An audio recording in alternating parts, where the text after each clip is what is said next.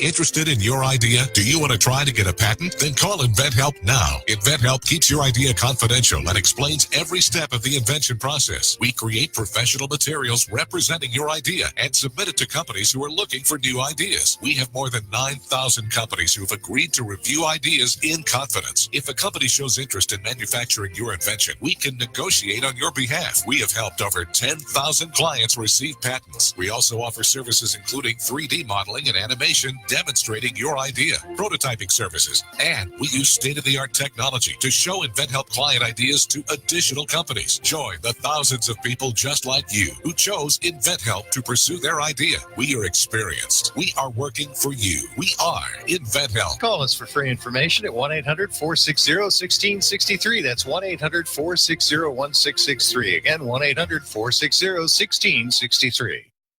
Strong earthquakes in Southern California have many people still on edge. With more, here's USA Radio Network's Chris Barnes. Southern California residents hoping to get things back to normal after two powerful earthquakes shook the region last week. Ridgecrest Police Chief Jed McLaughlin speaking at a community meeting on Sunday afternoon. He says as recovery efforts continue, people need to be ready for the possibility of another earthquake. He says people need to have at least 3 days worth of supplies on hand.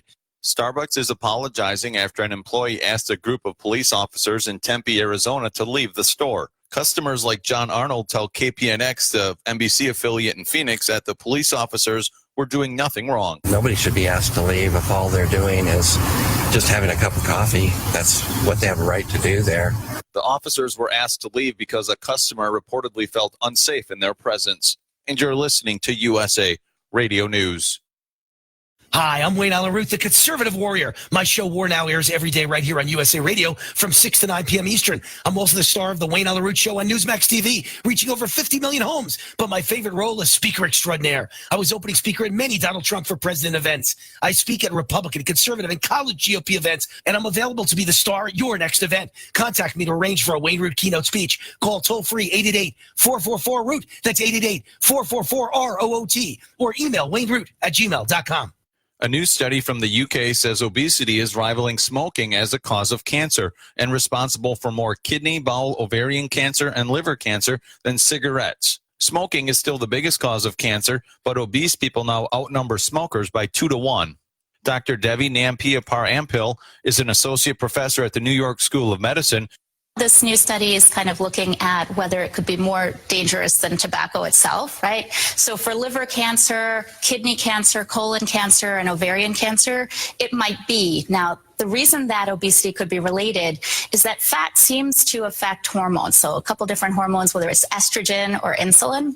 Now, estrogen is the one that controls breast tissue, uterine tissue, ovarian tissue also produces it.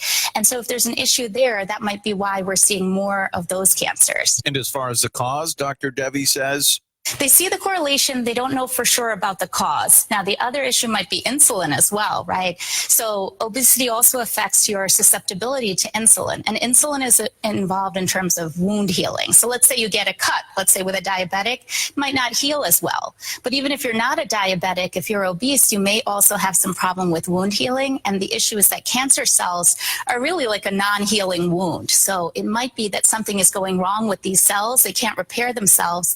And then they go rogue, and then they cause that cancer. For USA Radio News, I'm Tim Berg. It's 3:05. The views and opinions of the following show do not reflect those of WSMN, its owners, and or associates.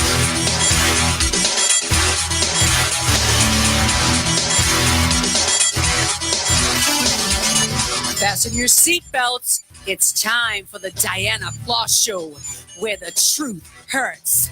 Boston native, American patriot, political activist, and MAGA fanatic. With boots on the ground, she's the talk of the town. Never gives in. She'll never back down.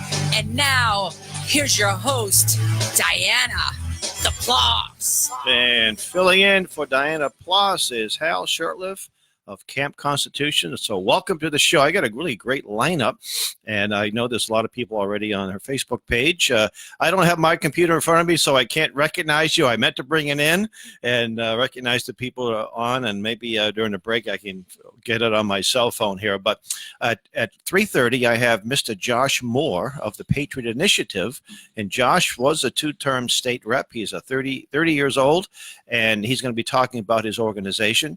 And then at 4 o'clock, I have Janine Turner. She's the actress. She played a role in the Gosnell movie, if you saw that. Gosnell, the biggest serial killer in America. She played the abortion doctor, very powerful, very short, small scene, but a very powerful scene. She was also the star of the show Northern Exposure. That was, I think, a 5-year run in the early 90s. But she's the founder of Constituting America, so that's what we're going to be talking about. And then I have Jenny Beth Martin calling in at 4:30 to talk about her group, Tea Party Patriots.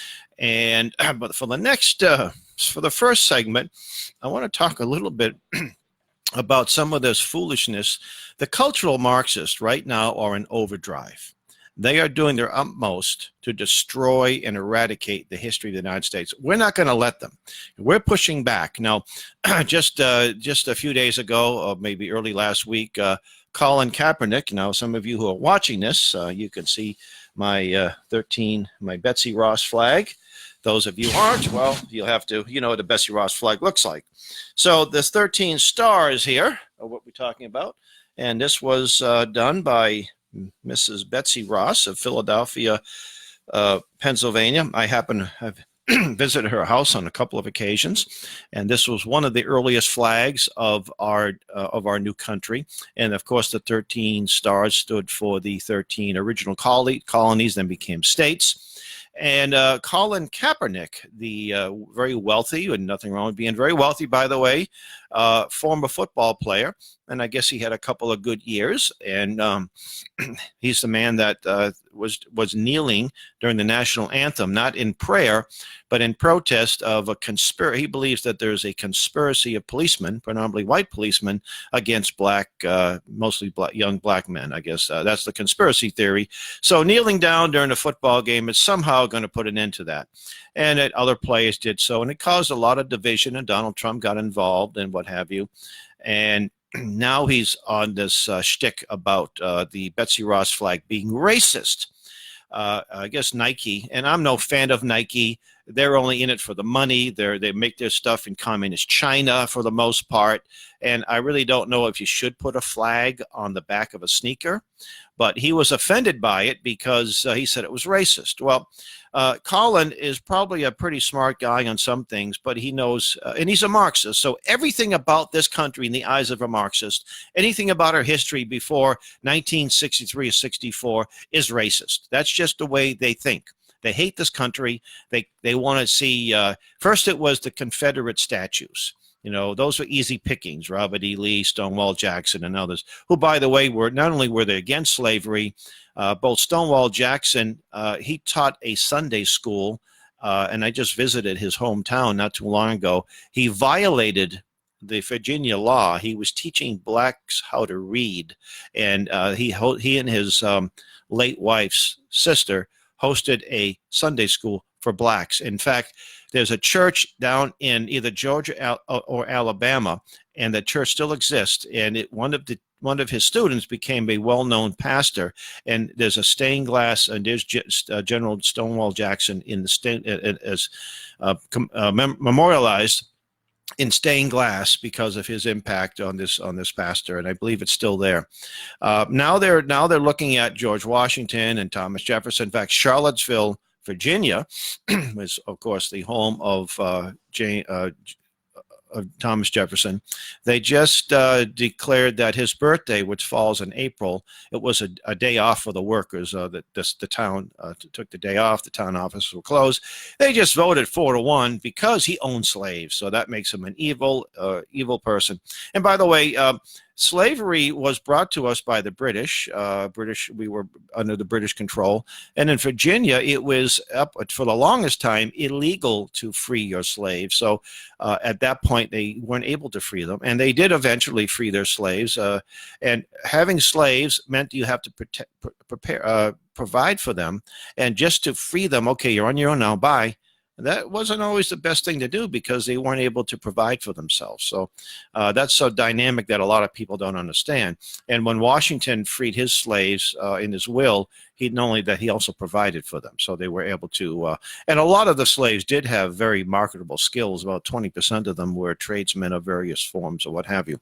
But getting back to the 13 stars or the racist roots of our country, about 5,000 Black Americans served in the Continental Army or served in some capacity fighting the British. Now, the British did offer freedom to any black slave that fought against us. And they did it. I don't think they did it out of the goodness of their heart. It was basically a military maneuver. But there were 5,000 Americans and Black Americans. And what I say to the leftists, to the Marxists, and there are some people that just get caught up in this. If they knew the truth, they probably wouldn't think this way. But by singing that this country was racist and we shouldn't honor the Betsy Ross flag or the U.S. flag, what you're saying in essence is that the blood, the sacrifices, the lives of these brave men and women since even before Concord and Lexington were in vain. They fought for freedom. And they fought for full freedom and full rights. And it took a while to get it, but they eventually got it. And to say that that was somehow evil and rotten, that they died, what they're saying is they died in vain, and their sacrifices were waste time and worthless. And I teach a course at a class at our camp of Black Patriots of the Revolution. And there's something that I like, hopefully that Colin, somebody will get a copy of this show to Colin. In Boston, there was a black militia at the time. That was an all-black unit.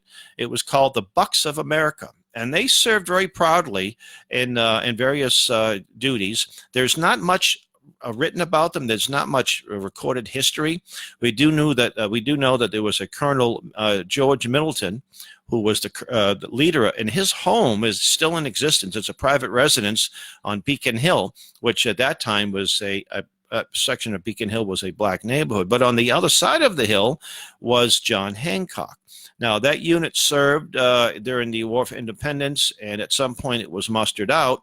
But in 1787 or 88, John Hancock and his son presented this flag. Again, you can't see it if you're listening to it, but if you're watching, but if you are just listening, you can go on, do a search for the Bucks of America or the Bucks of America flag, and I have it. There was only one original copy, and it was hanging at the Boston Historical Society or the Boston Antiquarian, and it's now down at the Afro-American Museum in Washington, D.C. on, I think, a permanent loan.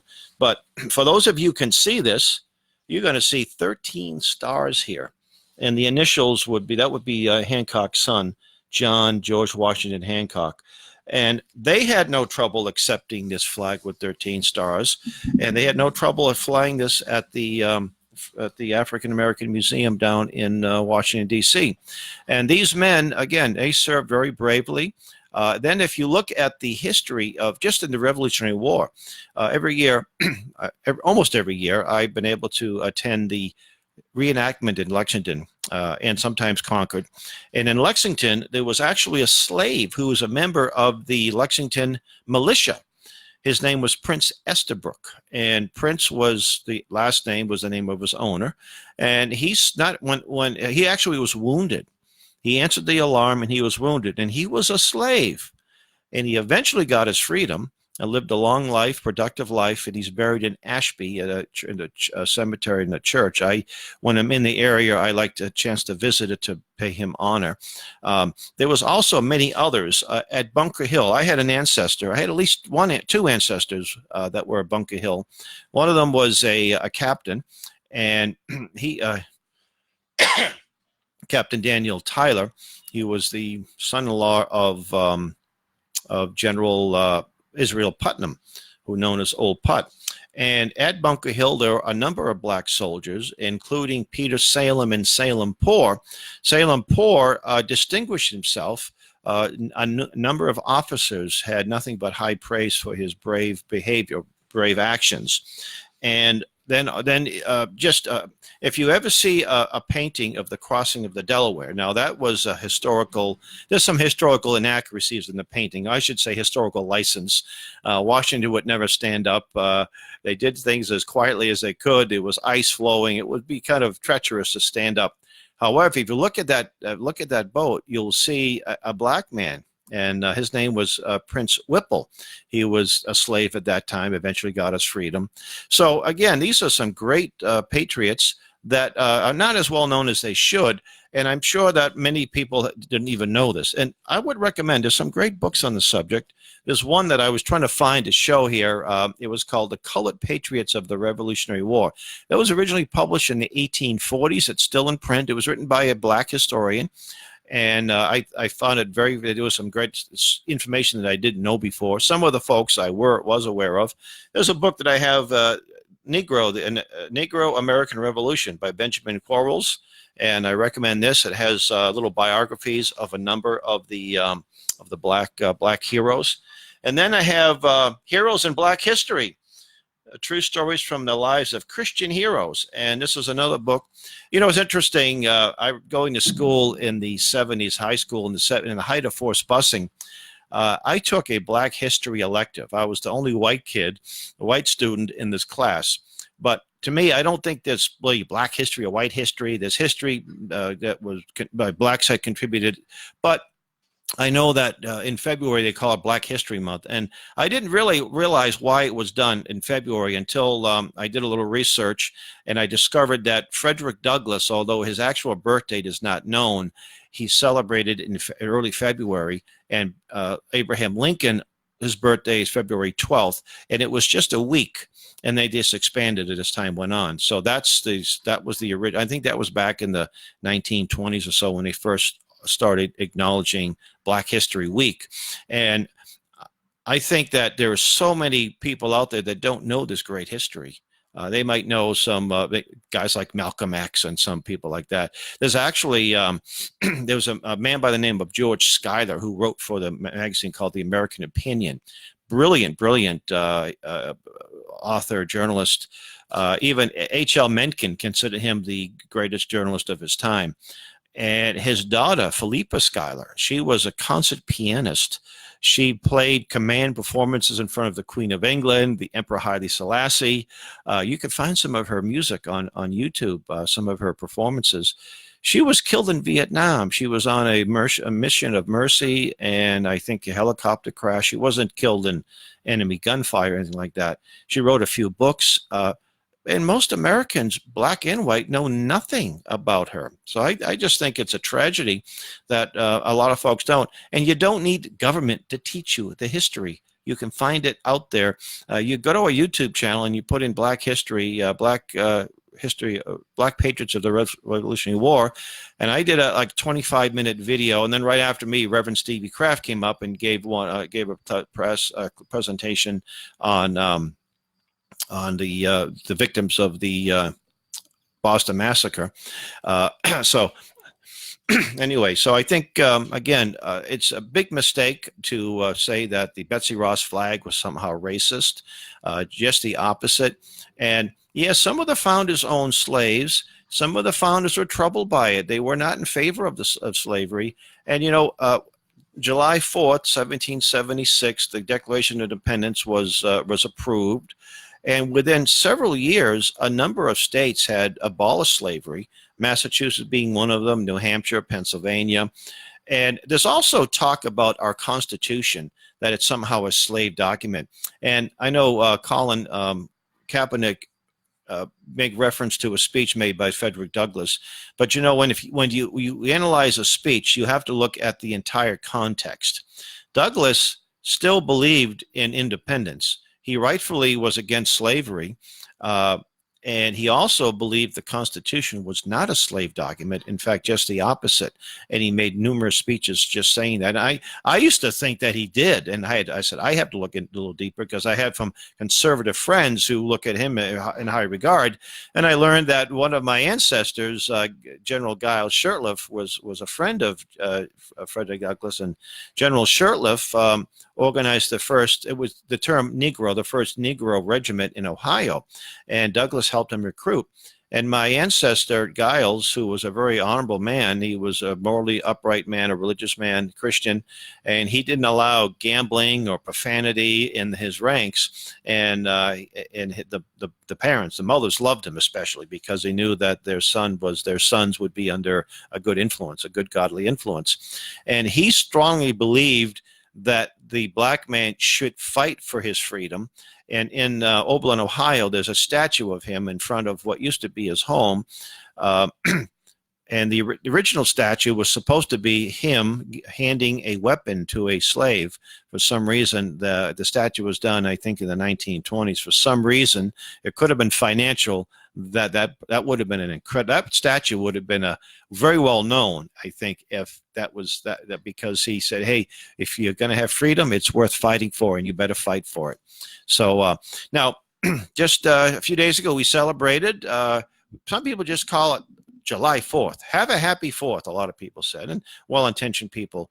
Well, we don't celebrate a day. A lot of people say, oh, yeah, July 4th, that's when we have barbecues and fireworks and picnics and go to our friend's house, go swimming, go to the beach, go to a ball game. All fun things to do, but that's not why we celebrate. We don't celebrate the day. We celebrate what happened on that day. We had a float in the Pittsfield, Massachusetts parade. This is where our camp will be held, which is coming up in just a few weeks, July 28th. You can see the sign to my left, your right, if you're watching this. And we had a great float. You can see some pictures of the float and a little video on our Facebook page, Camp Constitution, as well as my Facebook page. We had two cannons. One was they were working replicas.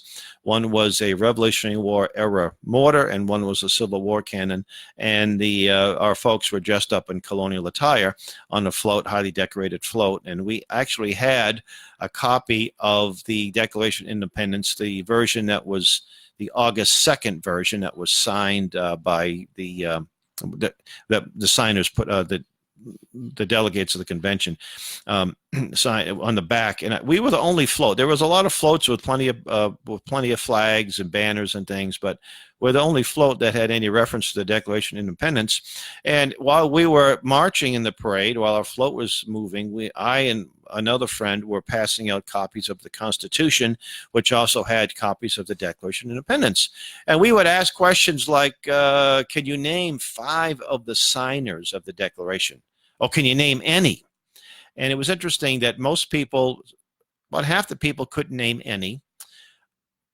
A few of the people could name a couple. John Hancock. Some people think George Washington signed it. He didn't sign it. But very few of them even had an idea. A few people, well, especially some youngsters, high school age, they looked at me like they didn't know. They had no idea what I was talking about. So that means we have to work a little harder to get people to appreciate this. So we were able to, challenge them and all. And there were 56 signers. And by the way, I want to point out, if you're watching this, the Family Heritage Series. This was a series of, this actually came out as a newsletter, bi-weekly newsletter in the early 70s. And one of the authors is a friend of mine, Sally Humphreys. And Sally, we got the permission to reprint this, and we just took the articles that dealt specifically with the Constitution or the Declaration of Independence. And one of them, one of my favorite articles is called "They Signed for Us."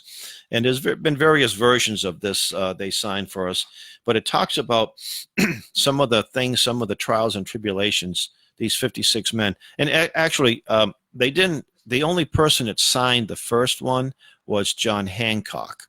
And then this was August 2nd is when most of the signers, I think there was a couple that signed it a few months later. And there was actually a delegate or two that was not present in July, but got elected and signed tonight. But I think it's very important to have a little bit of knowledge of these great men. And some of these men were not very, even today, not very well known. And I think we do them a disservice. We do their memory a disservice and their action a disservice when we forget or don't know. And so I encourage you, you can get a copy of this. Just contact me. I'll toss it in the mail for $4 or $5. Make a donation through our PayPal account. And this is something also that I recommend. We just launched something called Camp Constitution Library Reading Hour.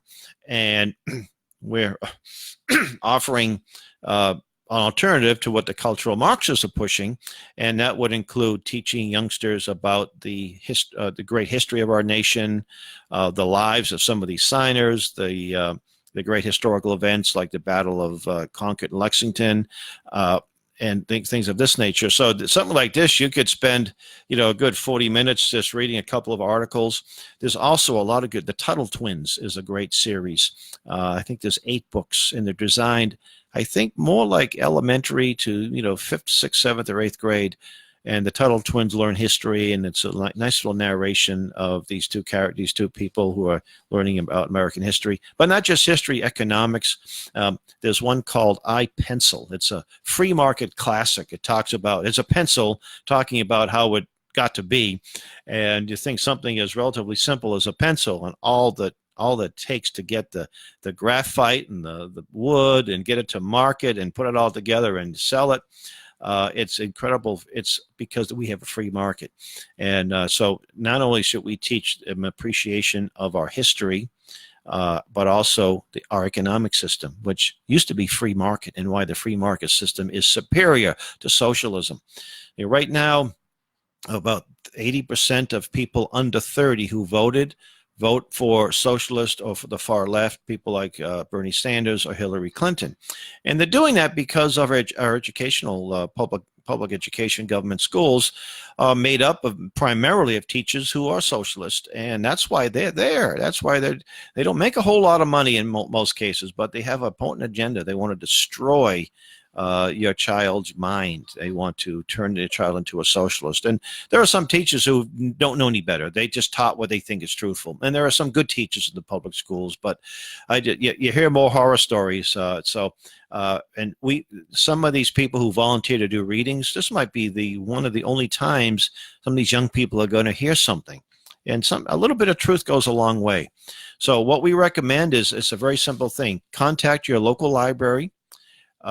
Tell them that you want to offer your services. You want to read once a week, once a month, once every quarter. We contacted a few of the libraries already, and we've got some gigs.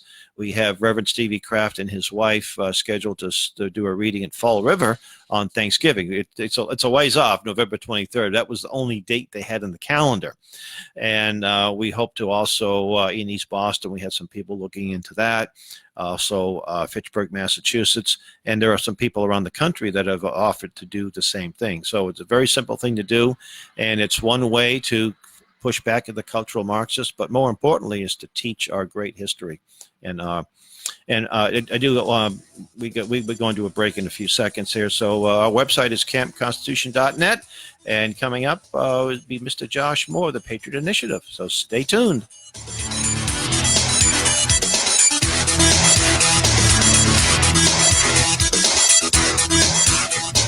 John Bale was injured on patrol in Kuwait. The truck flipped, the vehicle landed on me. I realized I can't move my legs. I'm looking for one person, one contact that can help me. When John arrived at the VA, there was someone. Stephen Bush of Paralyzed Veterans of America. He helped John with his claim and became his advocate to get him back into life. When I approach someone that's newly injured, I want them to feel comfortable that they're not alone. For over 65 years, Paralyzed Veterans of America, through their national service officers, has helped hundreds of thousands of veterans get the care and benefits they've earned. And their service is free to America's veterans and their families. If you need help with a claim or just navigating the system, contact us at pva.org. Paralyzed Veterans of America, changing lives, building futures. There's loud. There's louder. And then there's Loudon. The Foxwoods Resort Casino 301 at New Hampshire Motor Speedway, July 20th through 21st. Your only chance this year to catch Monster Energy NASCAR Cup racing in New England. So if you like living out loud, we mean really loud, then come get your loud on at the Foxwoods Resort Casino 301, July 20th through 21st. Tickets start at just $40. Get yours today at nhms.com. Hi, I'm Dr. Marion. Did you know that government agencies have teamed up with many governors to encourage you to plan ahead for your own long-term care? Long-term care can be very expensive. Medicare and most health insurance plans do not cover long-term care. I encourage you to research and learn about all your options for your long-term care. You can get more information at 3and4needmore.com. That's the number 3, IN4, needmore.com. Hi, everyone. This is Paula Whittier. I'm inviting you to listen in to the Paula Whittier Show on Tuesdays from 9 to 10, a show about senior living. What are your next steps? We talk a lot about memory care. I work at the Arbors of Bedford and have been there for over 12 years. So this show is brought to you by Benchmark Senior Living, and I would love to have you listen in to the Paula Whittier Show on Tuesdays from 9 to 10. All right, we're back up. Listening to the Dianna Ploss Show on WSMN 1590, Nashua's best talk radio. In fact, New Hampshire's best. No, New England's best. How's that? George will be happy about that. Before we bring our guest on, I do have the live feed and some of the people on, and I feel like the Romper Room show here. Kathleen Foley, thank you for congratulating me on my birth of my grandson. And Jim Monk, I think Jim, isn't he from Scotland? And Margaret Pittman and Derek Burns. So thank you, all of you. Lori Cook, Kelly Pierce, thank you for all of you for listening. And we've got, I'll bring up Josh in a couple of seconds here, but at 4 o'clock, Janine Turner, you'd want to definitely listen to her. The actress that played a role in Gosnell, and then Jenny Beth Martin, who actually was up in New Hampshire at the 603 Alliance this past, I think it was March. So, hey, Josh, how you doing there, brother? I'm doing good, Hal. Thank you. Well, Josh, I know he's not a stranger to this station, but this is the first time I think he was on this show. Josh was a 2-term state representative, and he's only 30 years of age, so he's got a long career ahead of him. He is the founder of the Patriot Initiative, and that's why he's on, because we want to know what this group is about and how we can get young people not just involved in education, but running for office. Josh, tell us about your group, your organization. Yeah, thanks, Hal. Well, this started about a year ago. I would say back in June, July, and it was more official in August. And we got together with a few young people and launched the Patriot Initiative with an expectation and a mission to get young people involved in the political and governmental happenings that we see going on around us. But first and foremost, to create a culture shift, and B, a governmental shift. Like the things we see going on with corruption in the state house, all the way down into Washington, D.C., with a lot of politicians and everything kind of getting there and doing things that we wish they wouldn't do, right? And so the key, of course, is shifting a culture in the heart and the mind.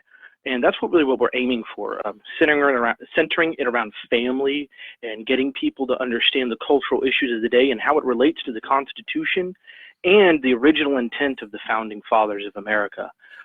So it's really a way to bring the young people in, inspire them, educate them, and then launch them into success in running for public office and getting involved in public leadership positions in politics and government. Well, what I really appreciate about your organization, not only that you're constitutionalist, but you realize that the foundation has to be built upon godly principles. And a lot of people kind of miss that point. They think, we have all these problems, and if we do certain things, we're going to solve these problems.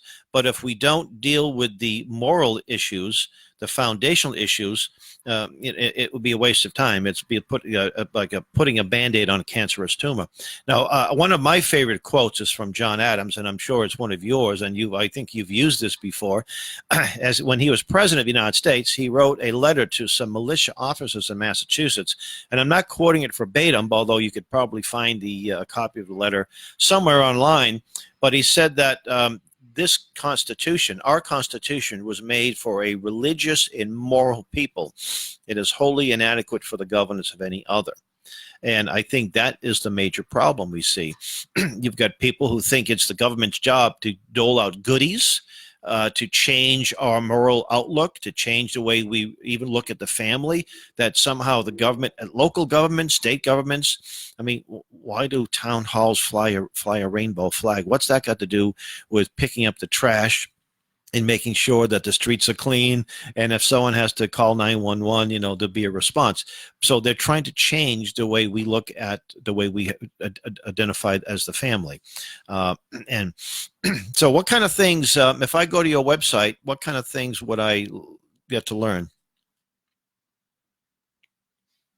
Broke up a little bit there. I'm getting about 60% of what you're saying because it's in and out. So okay. I think you said something about what's on the website. Is that correct? Well, I was making reference to John Adams's famous quote. Yes. And then I mentioned that what type of things does your organization do? Oh, yeah, absolutely. So there's actually three things we offer. One, we're getting ready to launch. The first one is the forums that we offer that deal with cultural issues. We've got one, in fact, coming up in Nashua at the Public Library on restoring family and addressing the LGBT agenda. And we deal with a lot of family issues. When will that be, by the way? What's that again? What's the date for that event? August 14th at 6:30 to 8:30 p.m. at the Nashua Library. Okay. And what we want to do is begin to address the family issues, the family foundation here in America, amongst other issues as well: the Second Amendment, freedom of speech, racism, sexism, climate change, you name it. We want to so many of them, right? Where do you begin? And to relate it back to the Constitution. Yeah. And how you had mentioned something really important too. You said you talked about John Adams' quote, "The Constitution being made for a moral and religious people." I think that is self-evident as to what we see today going on right now. We have a constitution already in place. We have state constitutions in place, and they've been changed over the decades, right? But it hasn't been for a long time, most of them. So we have a constitution. The last time we had a constitutional amendment was 1991, I believe it was, under Bill Clinton. You go back before that, and we haven't had that many. We have not had that many constitutional amendments. So the Constitution itself has not changed that much. Yeah, we have 27. The Bill of Rights haven't changed at all. There are 27 amendments, and two of those amendments, one nullified the other. That would be the 18th, right? And then the prohibition in the 21st. And a few of those amendments were just sort of tweaking the Constitution a little bit, when it came to when the president will when the president is sworn in from April to went to January, and when Congress, and so nothing major. But there's been the last one actually was very interesting. The last Constitutional Amendment, the 27th Amendment, deals with congressional pay raises. The Constitution says that they can determine their own pay, but it doesn't go into effect until the next session of Congress. I think it was great. That would have been one of the original, because there were, I think, 12, and it was, I think it could have been 91, between 91 and 93 is when it was ratified. So yeah, I was thinking the same thing about 91 or 93. Yeah, somewhere around that. You're correct. And kind of my point with John Adams' quote, the one that you brought up, which was really a fantastic quote, is we have a constitution, and yet many of the laws that we have created in the federal government and impressed onto the states are unconstitutional. They don't even line up with the Constitution. So realistically speaking, our government doesn't really care about the Constitution in the first place. It's just a piece of paper to them at this point. Well, they take and an the whole oath. point behind that is you have to have a nation whose heart is driven for order and governance and righteousness. That was the whole point. John Adams is basically saying this document is going to be worthless if you go into complete chaos. If you lose your morality, if you lose your culture and your family altogether, this nation is going to crumble. And this document that we just fought so hard to secure your rights under is going to be worthless. It's going to be meaningless. That's right. And that's unfortunately where we're at today. Well, one of the things I enjoy doing is teaching people. And I'm not a constitutional scholar. I don't have 5 law degrees and this, but I have a pretty good understanding of it. And I appreciate, I'd like to teach people about it. And that's one of the reasons why we founded Camp Constitution. And, it's interesting. People will come by our information table and where we have a little 10-question quiz. We'll give you a free pocket copy of the Constitution. Oh, I studied that 5 years ago or 2 years ago. Oh, yeah, I took a course. But the Constitution isn't something you just take a study on, and if you don't have any need for it, so and then you forget about it. Well, you have a need for it all the time. Most people know their roster of their favorite sports team and better than they know the Constitution. In fact, they could rattle off, the players, where they're born, their lifetime averages, how many people at the game last night, and so forth, and what's their salaries. But can you mention? Can you name amendment to the Constitution? How many are they? They don't know. They have no clue. And it's like an owner's manual. I got a chance to speak at an event in Keene State College, which is a very left wing, as all state colleges are, by the way. It's almost assumed they're going to be far left. It was called, the forum was called Got Rights. And Congress passed an unconstitutional bill that says if you take federal money, you have to have a Constitution program on Constitution Day or nearby. So we take advantage of it. Someone wants to invite me to speak on the Constitution. I'm there, brother, if I can be there. So I was one of the few conservative panelists, but we all had a little opening statement, and there was a copy of the Constitution on every seat. And I held my copy up and I said, some of you people really don't like freedom and liberty, and that's fine. You can leave the Constitution right where it is, because I'm going to pick it up and I'll give it to some people who do care about freedom and liberty. Well, when the event was over, there was about 200 people there. There wasn't a Constitution left behind. They were all taken. I kind of shamed them into it, right? Yeah, so. No, that's exactly right.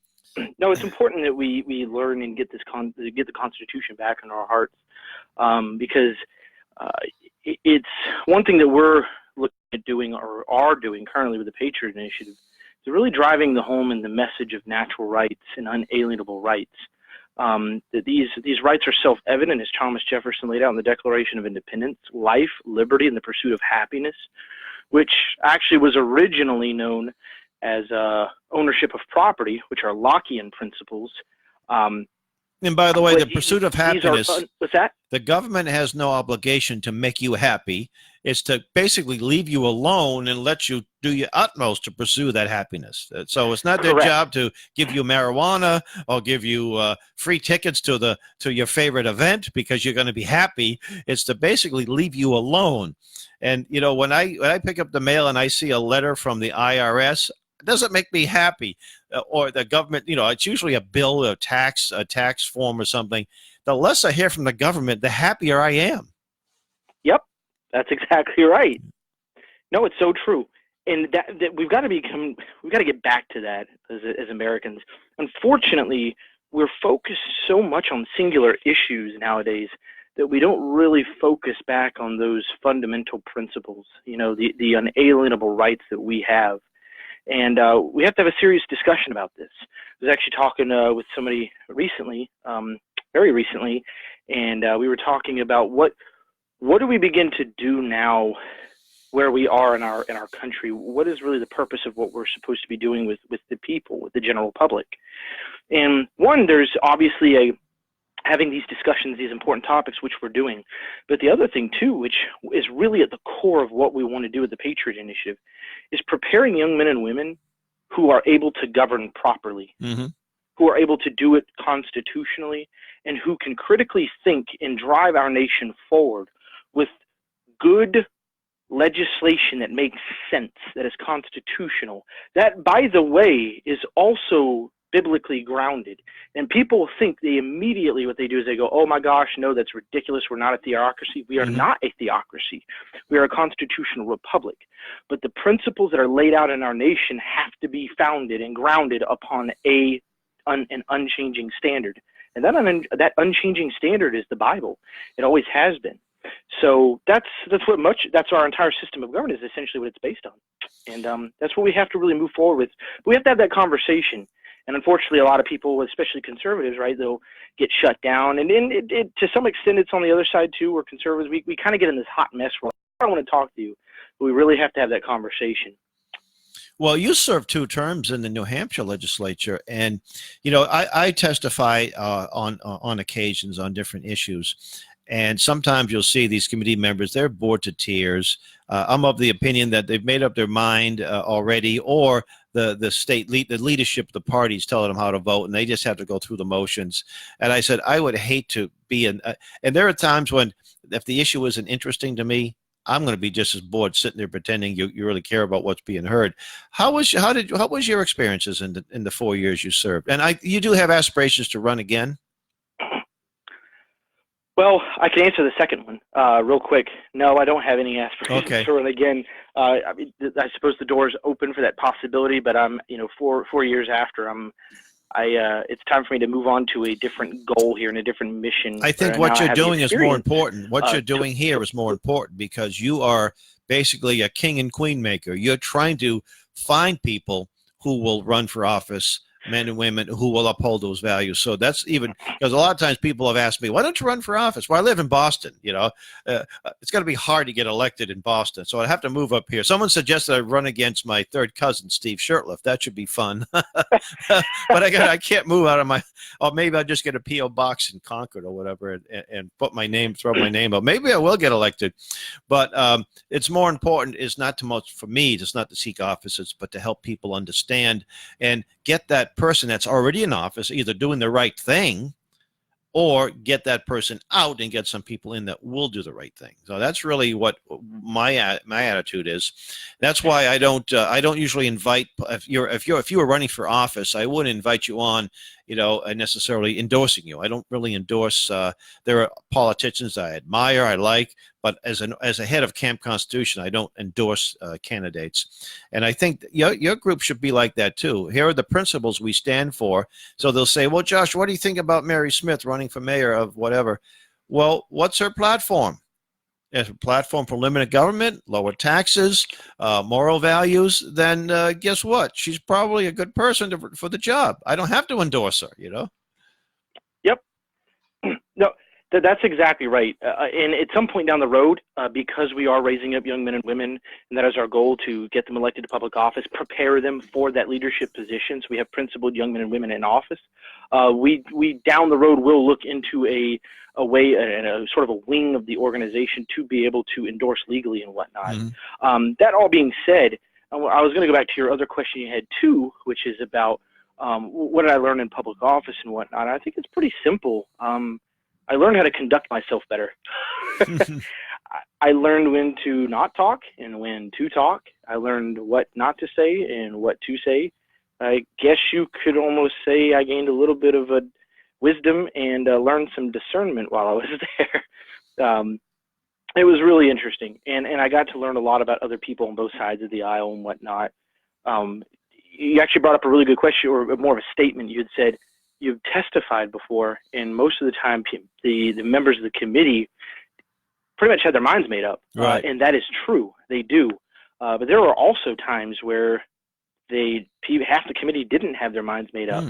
And I can actually tell you, I, of course, am a Republican, but there was a Democrat in our committee whom I really appreciate, and I still love her to death today. She's a wonderful lady, and she voted with us quite often because she was very independently thinking. And I said, this is great. This is really good stuff. I like seeing this. We obviously disagree on some real important fundamental issues, but I at least respected the fact that she was able to separate from her own party and vote her conscience, right? So that was really good. Right. I wasn't discouraging people from testifying. I think it's important to do that. And even if you swing one vote, it may make the difference. One vote. Oh, yeah. It's just like voting. Oh, what's my vote? Your vote's important. Whether or not your candidate loses by 80% or wins by 80%, you're going out there, you're doing your due. It's to me, it's not something that you should be compelled to do legally. But if you're a citizen of this country, of this state, of the town you live in or city, you have an obligation to go out there and not just to vote, but to make I'm not one of these big, I just have a big registration drive. If people don't want to vote, they're probably going to vote the wrong way anyway. So stay home. But if you're a citizen, you pay taxes, you know what's going on. You have an obligation to go out there and learn about the candidates and go out there and vote. And forget this emotional. I know that's one thing too, that young people, all people, but especially younger people, the argument's always based on emotions. Here's a picture of some poor person doing so. Oh, look, a homeless. We need to do more and more. And, it's all based on emotion, not really clear thinking. Yep, that's exactly right. You nailed it. We have to get the emotion out of it too. And I'll tell you, the emotion comes from a lack of confidence in your argument or what you believe in the first place. Or name calling when you're Right. losing the argument. You immediately resort to frustration because you're not really sure where to go with the argument. Now I don't think that's always the case, because there are moments where I've been discussing something with someone on social media, and every time I come back with a rebuttal that was logical and made sense, and they responded with something emotionally, well, then it's hard not to get emotional, because you're looking at it going, oh my gosh, are you crazy? Why aren't you listening to me? Right, this right. is ridiculous. Yep. I'm literally posing a logical statement to you, and you're just coming back with more name calling. Then you tend to get emotional, right? Because you're like, oh, this is so frustrating. At that point, it's probably just best to leave the conversation. Best to leave a conversation. And that's what I encourage people to do, is just don't bother with the conversation in the first place, or leave it.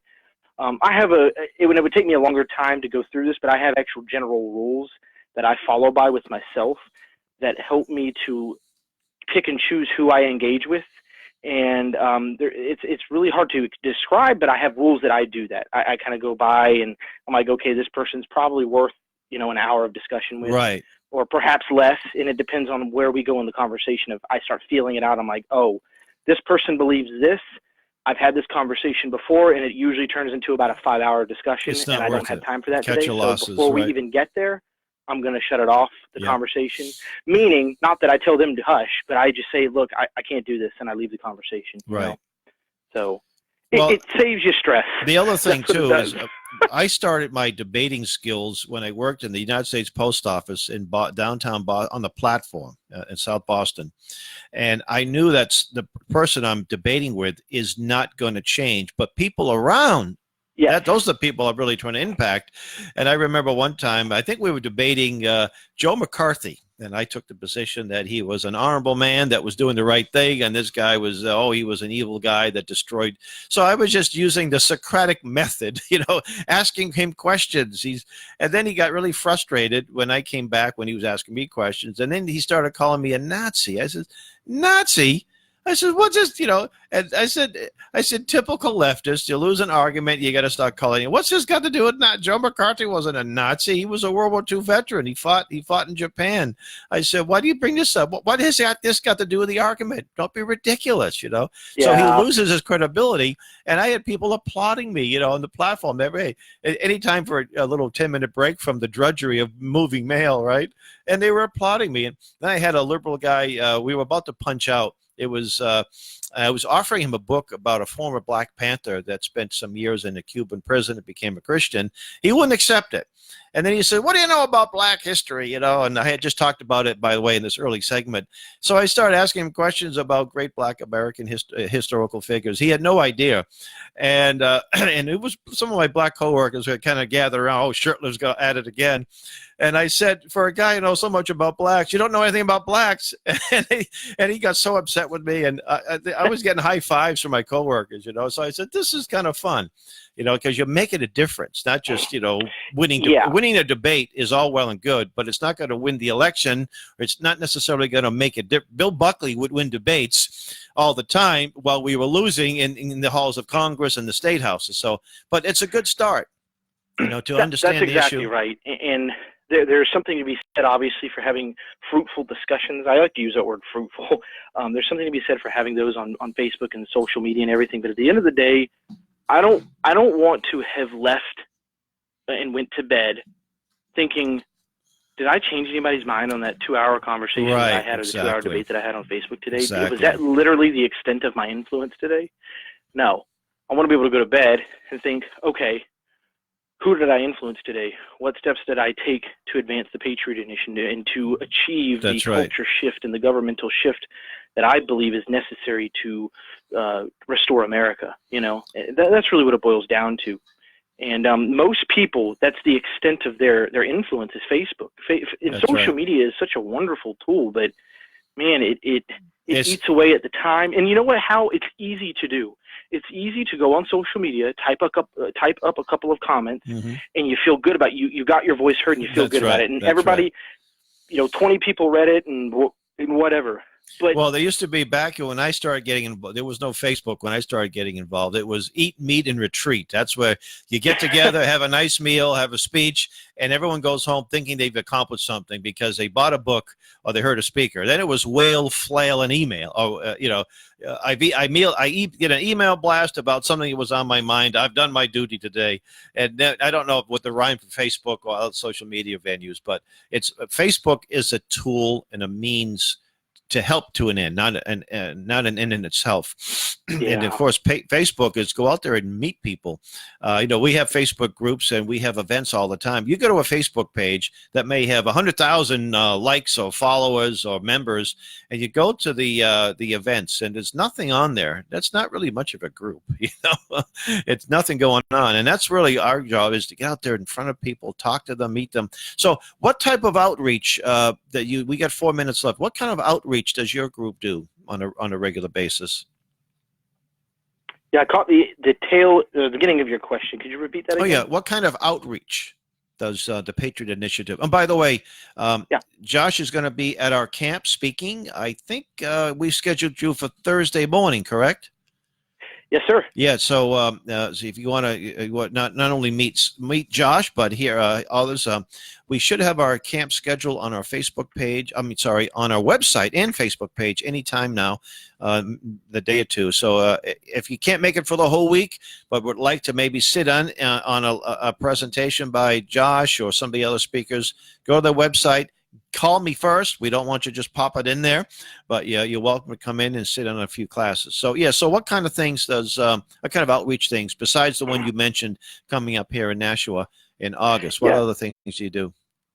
So we have a forum that's open to the public coming up on August 14th. That's Wednesday, August 14th, from 6:30 p.m. to 8:30 p.m. That'll be at the Nashua Public Library downstairs in the theater room.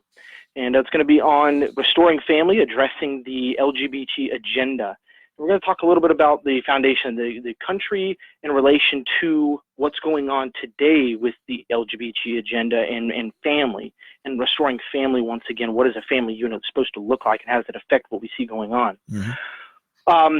In addition to that, we also have, we're on Facebook, the Patriot Initiative on Facebook. We're also on Twitter. We just went on Instagram not too long ago. And we also have a website that's thepatriotinitiativeusa.org, thepatriotinitiativeusa.org. It's a long one. We'll be shortening it, but that's what it is for now. That's good. And that's our outreach. And you follow our newsletter and go on our website, and we have a little calendar there that tells you what's going on in the future and everything. And we'll be organizing all kinds of stuff coming up here in the coming months. We'll have our constitutional leadership training also, which is a 3-hour training. That's really good to prep people, educate people, the general public, as well as prepping those who want to aspire to become a leader in the politics and government. So if somebody's listening or watching this show and they might be in high school or college and they say, boy, I'd love to have this guy Josh come to our school or college, how can they make that happen?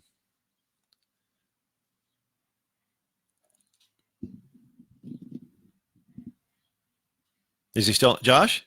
Yep. I'm sorry, I didn't hear your question. Okay. This is really bad. The reception is really terrible. At least they can hear me anyway, for the most part, the people who are watching and listening. What was the question again? I'm saying if I was a high school student or a college student and I'm hearing you or watching you on this live feed, and I said, boy, I'd love to have Josh come to my school. Oh, yeah. What can they do? How do they get a hold of you? Yeah, absolutely. You just go on the website, and we have an email there. We will be actually posting and putting up a whole new tab on our website to allow people to go in and request events as well. So that'll be going up soon. It's not up yet, but it'll be up soon. In the meantime, to expedite that, just go on, and there's the admin at tpiusa.org.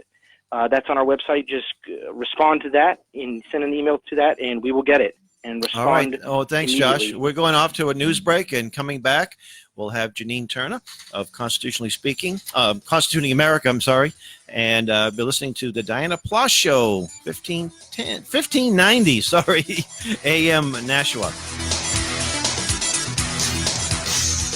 listening to 1590 WSMN Nashua. USA Radio News with Tim Berg. Federal prosecutors in New York want billionaire Jeffrey Epstein to stay behind bars until his trial on sex trafficking charges. Epstein is charged in a two-count indictment. First, conspiracy to commit sex trafficking, and second, the substantive crime of sex trafficking of underage girls. New York U.S. Attorney Jeffrey Bierman says Epstein is accused of forcing underage girls to perform sex acts on him at his mansion in Manhattan and creating a network allowing him to sexually exploit and abuse dozens of underage girls. A new Justice Department legal team is taking over President Trump's push for a citizenship question on next year's census. The department made the announcement today that the new team is from the Civil Division and will now be in charge of solving how to legally put the question about citizenship on the survey. And First Lady Melania Trump is in West Virginia taking part in a roundtable on the opioid crisis. And you're listening to USA Radio News. Do you have an idea for an invention or new product? Do you think companies would be interested in your idea? Do you want to try to get a patent? Then call InventHelp now. InventHelp keeps your idea confidential and explains every step of the invention process. We create professional materials representing your idea and submit it to companies who are looking for new ideas. We have more than 9,000 companies who've agreed to review ideas in confidence. If a company shows interest in manufacturing your invention, we can negotiate on your behalf. We have helped over 10,000 clients receive patents. We also offer services including 3D modeling and animation demonstrating your idea, prototyping services, and we use state-of-the-art technology to show InventHelp client ideas to additional companies. Join the thousands of people just like you who chose InventHelp to pursue their idea. We are experienced. We are working for you. We are InventHelp. Call us for free information at 1-800-460-1663. That's 1-800-460-1663. Again, 1-800-460-1663. Strong earthquakes in Southern California have many people still on edge. With more, here's USA Radio Network's Chris Barnes. Southern California residents hoping to get things back to normal after two powerful earthquakes shook the region last week. Ridgecrest Police Chief Jed McLaughlin speaking at a community meeting on Sunday afternoon. He says as recovery efforts continue, people need to be ready for the possibility of another earthquake. He says people need to have at least 3 days worth of supplies on hand. Starbucks is apologizing after an employee asked a group of police officers in Tempe, Arizona to leave the store. Customers like John Arnold tell KPNX, the NBC affiliate in Phoenix, that the police officers were doing nothing wrong. Nobody should be asked to leave if all they're doing is just having a cup of coffee. That's what they have a right to do there. The officers were asked to leave because a customer reportedly felt unsafe in their presence. And you're listening to USA Radio News. Hi, I'm Wayne Allen Root, the conservative warrior. My show War Now airs every day right here on USA Radio from 6 to 9 p.m. Eastern. I'm also the star of the Wayne Allen Root Show on Newsmax TV, reaching over 50 million homes. But my favorite role is speaker extraordinaire. I was opening speaker at many Donald Trump for president events. I speak at Republican, conservative, and college GOP events, and I'm available to be the star at your next event. Contact me to arrange for a Wayne Root keynote speech. Call toll-free 888-444-ROOT. That's 888-444-ROOT. Or email wayneroot@gmail.com. A new study from the UK says obesity is rivaling smoking as a cause of cancer and responsible for more kidney, bowel, ovarian cancer, and liver cancer than cigarettes. Smoking is still the biggest cause of cancer, but obese people now outnumber smokers by 2 to 1. Dr. Devi Nampiapar-Ampil is an associate professor at the New York School of Medicine. This new study is kind of looking at whether it could be more dangerous than tobacco itself, right? So for liver cancer, kidney cancer, colon cancer, and ovarian cancer, it might be. Now, the reason that obesity could be related is that fat seems to affect hormones. So a couple different hormones, whether it's estrogen or insulin. Now, estrogen is the one that controls breast tissue, uterine tissue, ovarian tissue also produces it. And so if there's an issue there, that might be why we're seeing more of those cancers. And as far as the cause, Dr. Devi says, they see the correlation. They don't know for sure about the cause. Now, the other issue might be insulin as well, right? So obesity also affects your susceptibility to insulin. And insulin is involved in terms of wound healing. So let's say you get a cut, let's say with a diabetic, it might not heal as well. But even if you're not a diabetic, if you're obese, you may also have some problem with wound healing. And the issue is that cancer cells are really like a non-healing wound. So it might be that something is going wrong with these cells. They can't repair themselves. And then they go go rogue and then they cause that cancer. For USA Radio News, I'm Tim Berg. It's 4:05. The views and opinions of the following show do not reflect those of WSMN, its owners, and/or associates.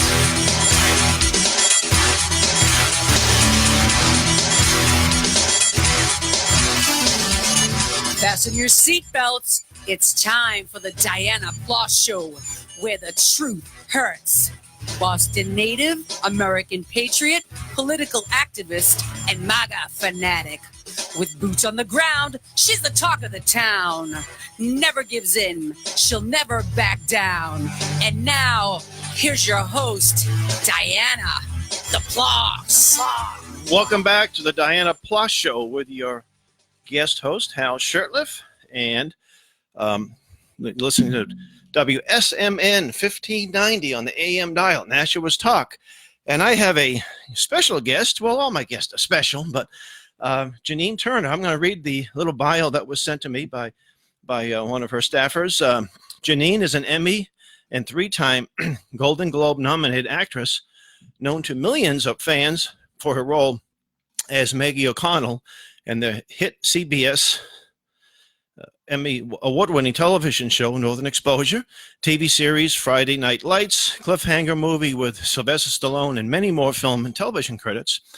Acting is Janine's only passion or accomplishment. She is a 4-time published author. She is the creator of Front Porch Philosophy and a Brother Outreach, including Janine Turner's God in the Go Minute, a daily 1-minute scripture-based podcast, lively with a homespun feel. She is the founder and the co-chair of the National Nonpartisan Foundation, Constituting America, and that's what we're going to be mainly focusing on today. I do want to mention that I happen to have watched the Gosnell movie, Gosnell, America's biggest serial killer, and I actually showed it to a number of groups in northern Maine and around this region here in Greater Boston. And Janine, that you had a very short role, but I think it was one of the most powerful parts of the movie. So I want to thank you for that. Oh, well, thank you. You know, it was, it's great to be on your show, by the way. Hello. Yes. And your Jeanette got a hold of us. She heard about Camp Constitution. I think it was about 2 months ago. And she said, can Janine come to speak at camp or teach a class? I said, yeah, I think we could squeeze her in. I was aware of your organization before. You and your daughter are involved, called Constituting America. And I'd like to ask you the question. I usually ask questions when people are involved in what I call freedom activism. What motivated you to start this organization?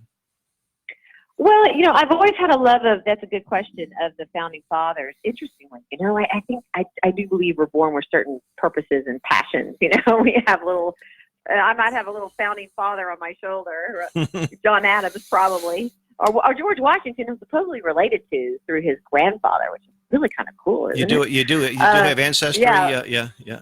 Ancestry.com reveals all kinds of cool things. But you know, when I was 3 years old, no, not 3 years old, but in 3rd grade, I looked up at my father and said, Dad, if our founding fathers were to come back today, what would they be most disappointed about?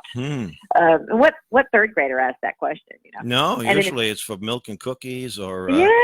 You know, take me to the ballpark. But and in 5th grade, I had a wonderful teacher, which is why I believe people who take time to educate others, whether it's officially in school or as you're doing, can be so incredibly meaningful. He loved the Revolutionary era, and we spent the entire year, he combined the art with the history. We rehearsed and learned all about the characters in the play, the musical, 1776. Oh, yes. Yeah, which is, if any of your listeners, if you haven't seen it, that's a great. I actually saw a live production of the original cast in Wisconsin some years ago. No. Yeah, it was great. It was a great performance, and the scene where they didn't actually, as you know, they didn't sign the document until August 2nd. But you have to take a little bit of historical license. But just when they claimed, the bell rang, and I said, I was getting a little misty when I saw that. It was such it's very moving, you know. And it really portrays John Adams in a wonderful, wonderful way. I think he gets, you know, and you're from the Boston area, you know, he's from, you say Quincy, right? He's right outside of Boston. He's my second favorite next to George Washington. John Adams. I know, me too. And I love John Adams. And when I visited his, the church of the presidents there in Quincy, and they took us downstairs and they opened the door and there was his, his crypt with Abigail Adams and John Quincy and his wife and Catherine, that's right? Have you been to Have you been to the house? Burst into tears. Burst into tears. I was so moved that there he was, and I did visit the house. Yeah, it's really amazing. And the chair he died in is right there. What's that? Oh, he gets a bum rap. I think it was over the Alien Sedition Acts. And I think if people understood the background of that, they would have been a little less hard on him. But here's a guy that he was a motivator behind the Declaration of Independence. If there wasn't, he most certainly was. Yeah. Then he went to Holland and he borrowed money from the Dutch. That alone is almost died doing it. That's quite a feat, getting money from the Dutch, right? And he got sick. Then he came home and wrote the Massachusetts Constitution. Was a model. The U.S. Constitution was not modeled completely by that, but similar to that.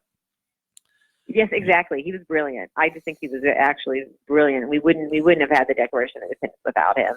And he's the one who picked George Washington. He suggested George Washington to be the general. I mean, and he suggested Thomas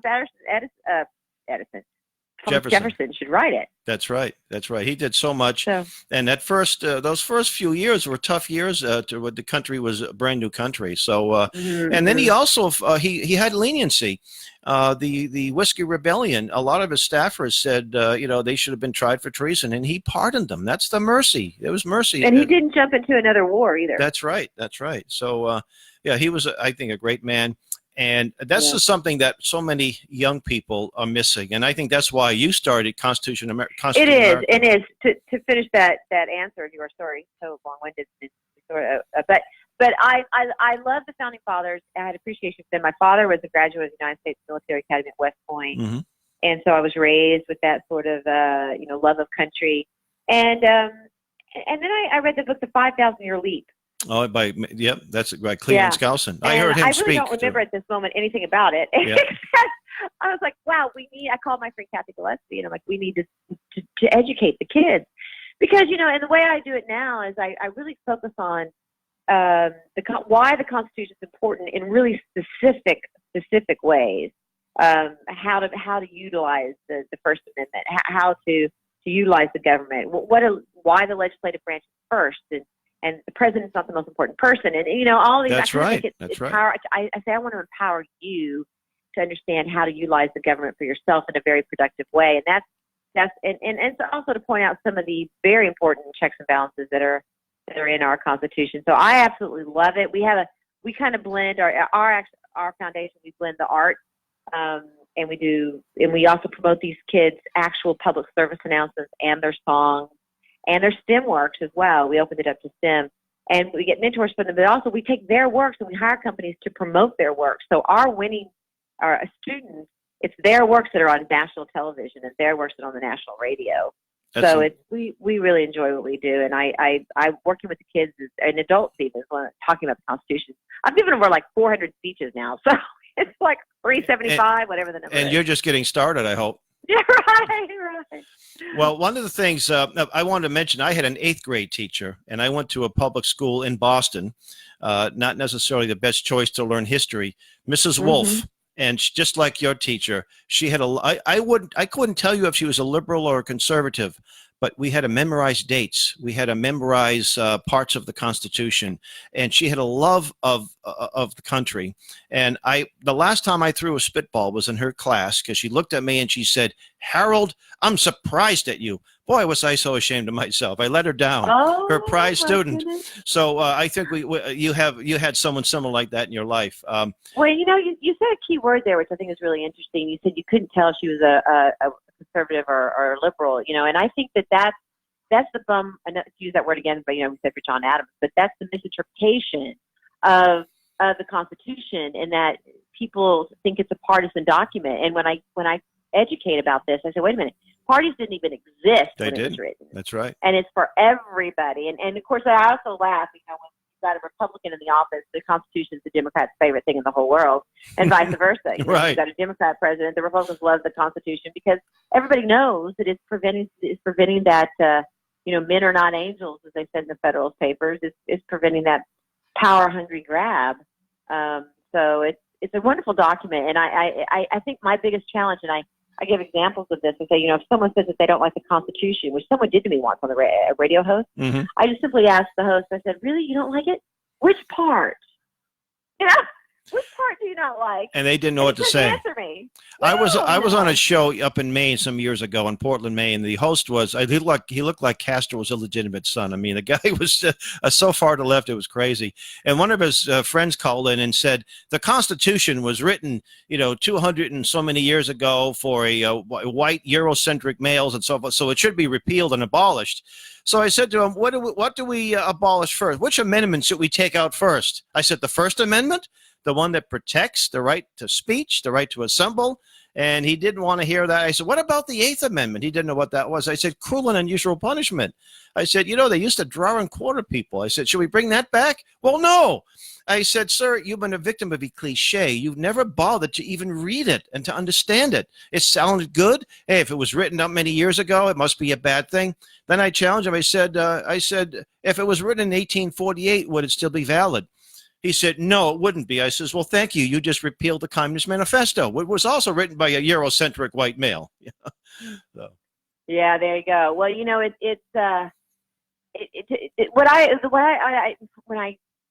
look, they gave us the foundation, knowing that things would have to be changed. They knew that slavery would have to be abolished. They knew that women would eventually want to vote. They knew they gave us the principles after much research. That where Greece failed, where Rome failed, and they gave us this great basic template.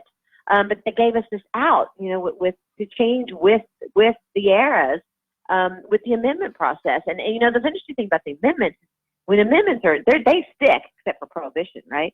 But they're not like a law that's passed that can be reversed and all this. And it's a shame that everyone has forgotten this wonderful thing called the amendment process. That's what repealed, of course, slavery and gave women the right to vote.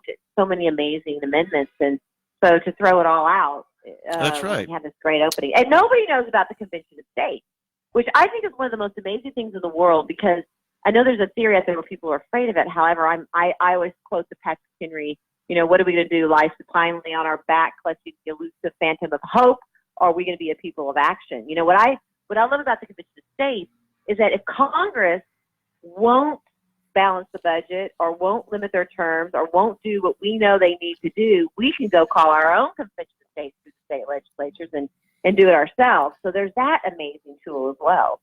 Well, the founders made the process to amend very difficult for a very good reason, because if it was easy to do, we would have amended it out of existence, because there's been literally hundreds.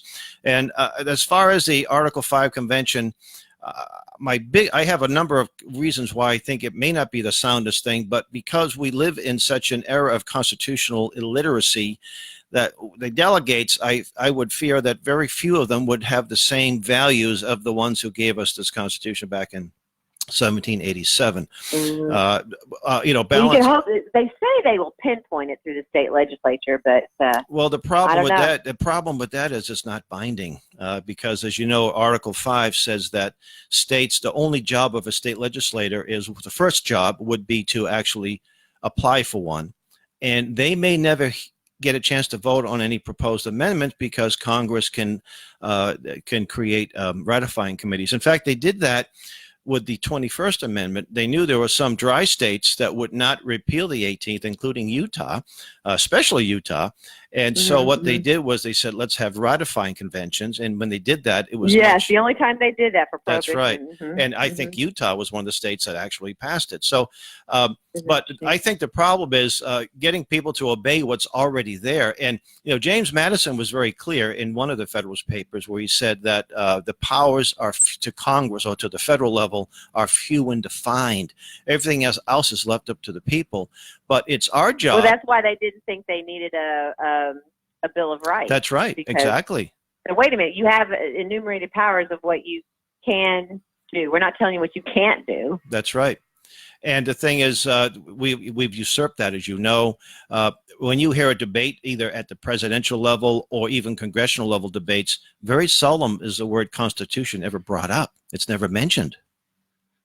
Where is it never mentioned?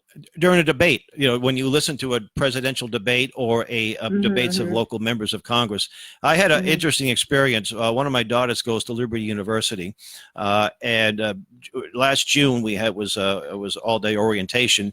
Went to a minor league baseball game there in Lynchburg that evening, and there was a lady running for office, passing out her pamphlets, running for Congress. And I asked her, I said, I'll have a little fun with her, see if she can answer any questions. And I said, where do you find the job description of a member of the House of Representatives? She looked at me like I had two heads. She couldn't answer it, so I rephrased it. I said, where would you find the duties and responsibilities of a member of the House? And she said, online? And I thought, wow. No, I usually have copies with me. Yeah, that's it. The Constitution. Article 1, Clause, Section 8, yeah. That's right. So that's where you find the duties of the job description, and she didn't know. And then Mitt Romney was a lady that used to work for Mitt Romney. She's running for the U.S. Senate in Massachusetts, and good, well-intentioned person. And I asked her a question about the trade issue. She didn't know. But she thought she was qualified because she had worked for Mitt Romney and she ran the state lottery commission and she's a good Republican, but she didn't know the Constitution. Well, I'll give you another great example of when this happened, and I wrote a petition about this with the Iranian deal. I mean, and I teach this to the kids because it's an example of the subtleties of how when we don't pay attention. We're not going to have this like Hitler movement, I don't think, where we have this leader come in and persuade all of us. I think it's going to be much more subtle than that. And this is a wonderful example. I mean, according to the Federalist Papers, a treaty is any agreement with a foreign nation of any sort. That's how it's described, any agreement. But both Republican and Democrat presidents have changed the names of these foreign agreements to executive agreements instead of treaties. And so they don't have to ratify them anymore.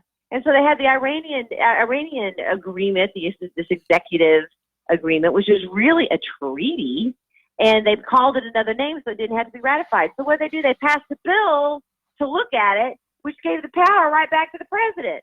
It's amazing. Which is why we don't have it that way in the first place. It was very specifically the Senate only ratifies, and if they say no, it cannot go back to the president. That's right. And these are the subtleties that people don't understand, that people go, oh, okay, executive agreement, and meanwhile they're making all these treaties all around, both Republicans and Democrats. You look at NAFTA. There's no check. NAFTA was an agreement, not a treaty. It should have been a treaty. Okay, that's a good. All these things. You remember the Paris Accords that Obama. He basically made this agreement with foreign governments without any Senate oversight, and promising to shut all of our coal mines down and then reduce our carbon footprint to fight something called climate change. Meanwhile, we're going to give billions of dollars to other countries. And when Trump rightfully said, "Hey, we're out of this thing. This is not even a treaty. This is not an even agreement. It's totally unconstitutional." He didn't say it in so many words, and people are livid. Oh my goodness, Obama negotiated this. It's something it's unconstitutional. But he's not just a Democrat. It's Democrats and Republicans that do these. Oh, absolutely. Well, look at war. We haven't declared. One of the questions, a little 10-question quiz I give at homeschool shows or information tables at various venues, is where does the power to declare war come from? And most people say the president. I say, well, the founders thought declaring war is an awesome thing. It's Congress. So when was the last time we declared war? And most people think Gulf I, Gulf II. I say Pearl Harbor right after World War II. But we've been in all these so-called police actions. So I take out my Constitution, show me in the index where you see police action. And, of course, they can't. But we accept that. Well, it's the resolution during the Nixon era that gave the president power. There was a War Powers Act, which actually gave. Yeah, you don't have to declare war necessarily to commit soldiers. But if it's going to be a long-term thing and there's going to be hundreds of thousands, I think you ought to have a declaration of war. I'm not in favor of war necessarily, but I want to make sure. I served in the military. I want to make sure that if I'm going to be in harm's way, I want my government. I want my back in my gut. This is a real war. Not just one person. Well, but they don't want to run away Congress either. And I think that's why I like to convince the states. And I understand. I totally get your worries about it. But I mean, look what's happening in Congress right now. There's such a divide in our country. It may get to the point that we all have to kind of pull it back ourselves because look at it. I mean, the more divided we are. I mean. The amazing thing is, here we come from all these different cultures, right? Yes. Every continent in the world has come, migrated to America. And the beautiful thing that we've been able to do is to respect each other's cultures in the past and to believe that we're Americans and to find some common ground. And so on the one hand, why do we expect everybody to think the same when we all come from these amazingly different cultures? It'd be a very boring place, again, wouldn't it? we should all have civic conversations and learn to find what's best for the country. And George Washington said this in his farewell address. I know he said that the party system would be the demise of America because people would care more about the party than about being American. And that's what we see. I know I just had an elected a gentleman that was on before you who was a 2-term state rep, only 30 years of age at this time. And a lot of times they vote whatever the party leadership tells them to vote, not what's the right way to vote, but what the party says. And if you don't vote the party line, you're out of a job, you lose your committee assignment, and you don't get the backing. So they go along as much as they can. And that's not why they were sent there. And that's a real problem. I think we have so much ignorance at the congressional level. The voters, and I say that I like this quote by John Adams. I mentioned this earlier in the last segment. He wrote a letter to the militia officers of Massachusetts while he was in office, and he said that our Constitution was for a religious and moral people. It is wholly inadequate for the governance of any other. And I think that really is the big issue. The bigger issue is the spiritual moral issues. People, if they don't have that moral foundation, it's going to be easy to vote for the person who's going to promise you the most stuff. Well, we've lost, Alexis de Tocqueville's Democracy in America perspective, which is when we came together in this country, we helped each other. That's right. And now we think that we just do this sort of knee-jerk reaction that the government's supposed to do it. I just saw a wonderful Broadway show, Come From Away. Have you ever seen that? No. It's about a friend of mine's in it, and it's a wonderful musical. But it's about 9/11 and how a lot of the planes had to be diverted. Oh, yes.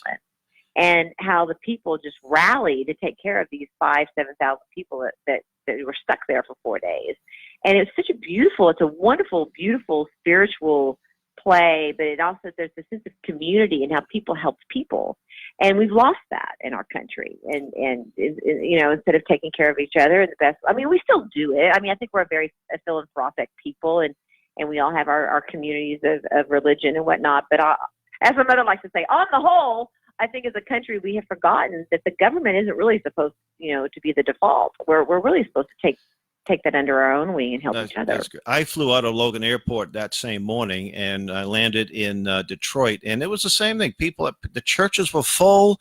People were all nice to each other for a few days until things passed, and okay, we're back to normal. Now, we only have a few minutes left, so tell us how can people learn about your organization and some of the things you do, too? Well, thank you. And thank you for your Constitution camps. I love that idea. And we're looking forward to having you, at least you're going to be using Skype or Google Hangout. At the very least, keep doing a few classes. We're looking forward to that. Thank you. I look forward to doing it as well.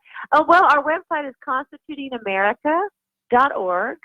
And we have a contest, so it's a great summer project. If people would like to enter our contest, it's, $1,000 scholarship for high school kids, $2,000 for college.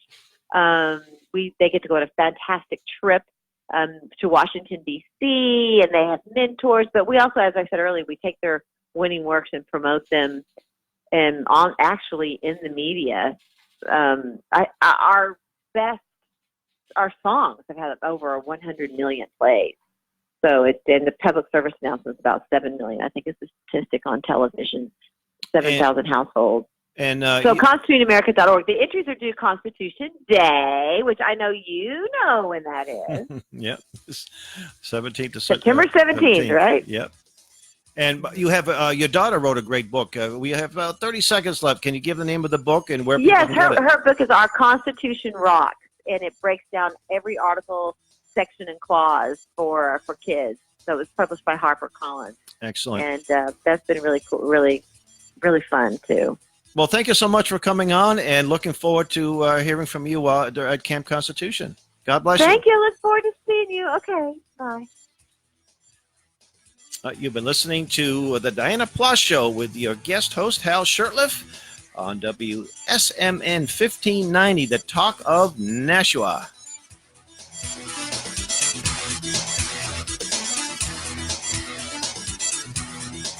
What have we got rewarded for every good decision? Dinner. Meal needs a vegetable. Check. Amazing. Vegetables cooked with a healthier oil instead of butter. Fantastic. Replacing bad fats with healthier fats like those in canola or vegetable oil is good for your heart. Take up the challenge for good health because the you of the future will say, Fantastic. Visit heart.org/face the fats. Canola Info proudly supports the American Heart Association's Face the Fats campaign. Ah, the sounds of a New England summer. There's the beach, the forests, and if you listen just right, the Foxwoods Resort Casino 301 at New Hampshire Motor Speedway, July 20th through 21st. There's fun for all ages, friendly fans, and your only chance to see NASCAR racing in New England. So catch the real sounds of summer. The Foxwoods Resort Casino 301, July 20th through 21st. Get your tickets today at NHMS.com. Did you hear? U.S. savings bonds have gone electronic. Purchase them from the convenience of home through TreasuryDirect.gov, a secure website operated by the U.S. Treasury. It's always a good time to save. Visit TreasuryDirect.gov today. Hi, it's Lisa Rick with the Not So Legally Blonde Show. Listen to me live on Tuesdays 3 to 4 on WSMN 1590. And welcome back to the Dianna Ploss Show on WSMN 1590, Nashua's Talk, with your guest host, Hal Shurtleff, Director of Camp Constitution. And if you're watching this on our live feed, you can see my promotional sign here. The camp is coming right up, July 28th to August 3rd in the beautiful Lakeside Christian Camp and Retreat Center in Pittsfield, Massachusetts. We still have some space available, so if you're interested, give me a call or just go right online and sign up. And we have a great lineup of instructors. We're having a field trip to the Springfield Arsenal Museum, the home of the M1 Garand, and we're taking a hike up Mount Greylock, and wonderful opportunities, education as well as recreational. I have another special guest on the line. As I say, all my guests are special. Here is Jenny Beth Martin. And Jenny Beth, I actually got a chance to meet Jenny Beth at an event here in New Hampshire back in, I think, March, the 603 Alliance Summit. And and I've known about Jenny Beth for quite a while. I'm reading her little bio from she's the co-founder and national coordinator for the Tea Party Patriots and a columnist for the Washington Times.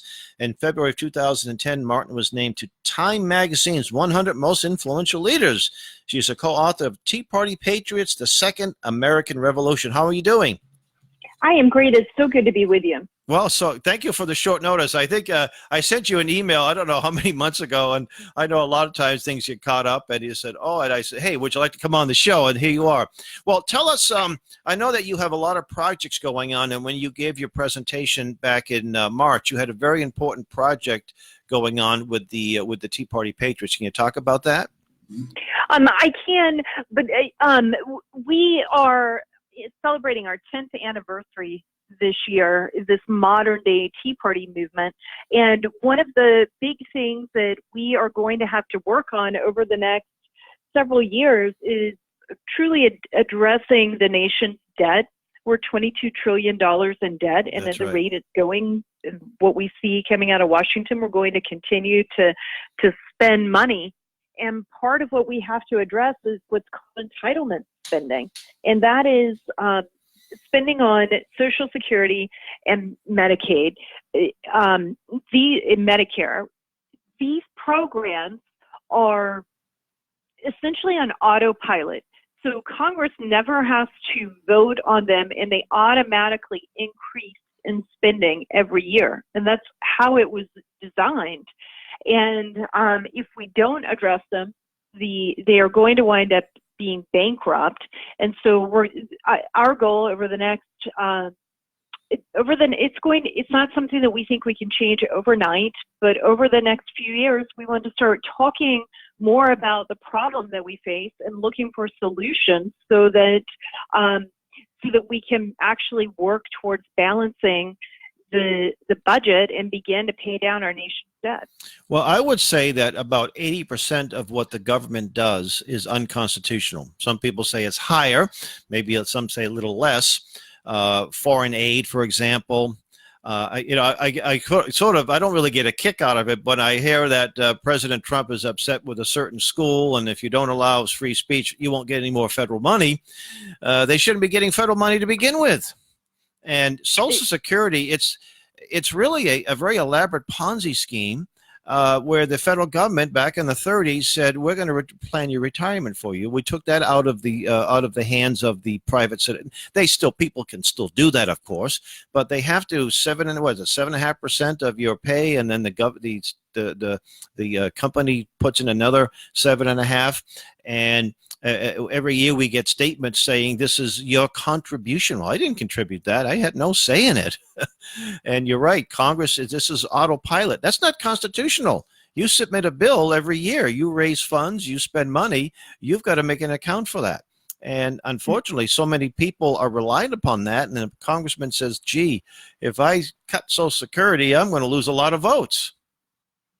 So you're absolutely right. But the fact is, if we don't address it, the Social Security Trust Fund will be empty by the year 2034, and the Met Fund is even worse off. It'll be empty by 2026.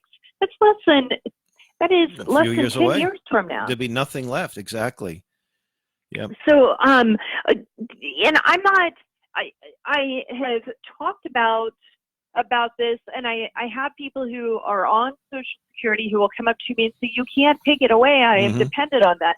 And frankly, that's not what I'm suggesting. I'm suggesting that we have to do something to address it. I am 49 years old, and I've never spoken with anyone who is my age who actually thinks that we're going to get Social Security. So what if we look at increasing the retirement age, not for the people who are on it right now, but over the course in a kind of a slow rollout, so that people don't get caught in a trap where they were counting on it and then they have to wait another 5 years before they can get it or something like that. But my point is, there are creative ways to go about figuring out how we can address it. We won't figure out how to address it until we actually talk about it and acknowledge that there's a real problem. That's true. The first way to solve a problem is to acknowledge it exists and then put all of the information on the table and say, okay, do we abolish it, or maybe give people the option? Do you want to opt into Social Security, or do you opt out of Social Security? And you have your own retirement plan. I know the country of Chile. Have you ever studied what happened in Chile back in the 70s and 80s? I'm not positive. I know I looked into it, but it was a while ago. Refresh my memory. Well, this was under Pinochet. He actually brought some Chicago economists, free market economists down there and asked for some help. And they have a plan. It's compulsory, but which isn't free market, but it's all private. That they have a retirement plan, and I don't know what the situation there is now, but back then you had the option. You had your own private retirement account, and I mean, I know all the money that I put into Social Security, if that was invested in various, private sector. First off, there's be a lot more money being out there for job creation, but I would have a whole much bigger return. I'd be sitting on a couple $1 million right now instead of just a promise of a monthly check. That is exactly right, and it really, what this does, it shows that there are lots of options for how we can go about addressing the problem, but we have to acknowledge that there is a problem first, and it's not fair to our children or our grandchildren. Not at all, no. To have to pay for this debt that we're thrusting upon them. It's real money. $22 trillion is real money. It's easy to say, oh, we're going to borrow it, we'll pay it back someday. Well, who's going to pay it back? Who's going to pay it back? And is this really what you want to leave to your children and your grandchildren as your legacy? Or do you want to leave to them the knowledge that you work to solve a problem that you helped create? That's correct. That's correct. One of the things too is there's lots of folks. I'm friends with the man who wrote the book, The Creature from Jekyll Island, which if you haven't read it, I recommend it, by Ed Griffin. He wrote this back in the early to mid 90s. And it's a story of the Federal Reserve Bank and how they create money out of thin air, and how it's sort of it's a private entity. It's like a quasi-government private. It's almost like a cartel. And when Congress needs money, they just print up these little certificates. They monetize the debt. And as long as you have that vehicle there, it's going to be hard to get a balance or get our. I'm not really advocating a balanced budget. I believe in a constitutional budget. That's what we should be shooting for. Right. And if we actually had constitutionally limited government, we would have the spending would be much decreased. I mean, I've read these various statistics that, from 1789 to 1917, we've spent X amount of dollars, and in just 2 years, in recent days, that we spent more money than we spent in the first 150 years of our country. And our population has increased a lot from 1917. It's tripled, but it hasn't gone up as much as everything else has gone up, all the dollars and so forth, price, the inflation. So that's really not an honest figure. Yeah, we've tripled in population. That doesn't mean, then the dollar should have only tripled in the inflation, but it's gone up 1,000% since then.